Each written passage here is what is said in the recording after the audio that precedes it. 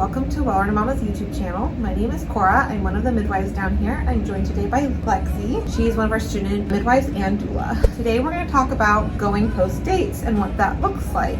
Most moms know you can go about 40 weeks, but your due date is just a guess. So really you could go over, especially if you're not being induced. We know that 40 to 42 weeks is considered normal. I'd say most first-time moms go late. I think they say on average a first-time mom goes about 10 days late. I have gone post dates with one of my babies, and I went to 41 and 3, and that was really hard mentally. He was my second, so I kind of assumed he was going to come earlier because my first was closer to our due date. So it was really helpful to be prepared mentally, I would say.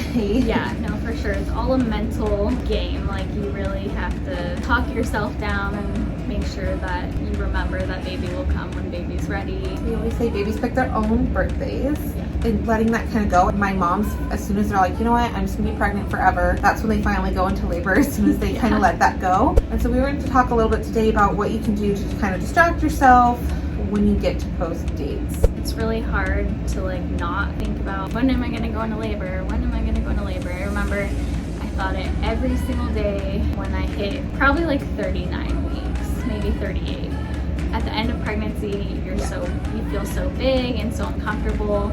That's literally all we think about. But once you finally release that from your mind and you're like, I know baby will come when baby's ready, and you're not as stressed, that's when it happens. So going and getting pedicures or treating yourself at the end of pregnancy is a good way to stay distracted. I would say going on some dates might be a good idea too for you and your partner. This might be the last little bit that you guys have of just the two of you, if this is your first, or doing something if you have other kids, doing something that involves them as well, trying to get out and distract yourself as much as possible and just kind of let it happen when it happens. Sometimes family members, even though they mean well, I know mine will drive me crazy, messaging my mom, and they'll be like, oh, how are you feeling today? When's baby? Yeah, when's baby coming? And you're like, oh, I wish I knew. And so sometimes being like, hey, I will let you guys know when baby gets here. I will let you guys know when I'm in labor. So kind of setting those boundaries a little bit can help as well, so you don't feel like this watched pot. Yeah, and you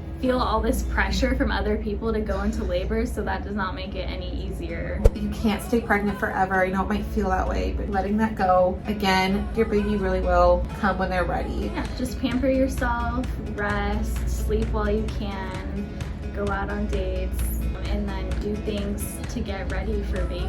Read books in their nursery. Read books to your baby. Try not to think too much about what can I do to get labor going. Just taking this time, rest, get prepared, and rest mentally.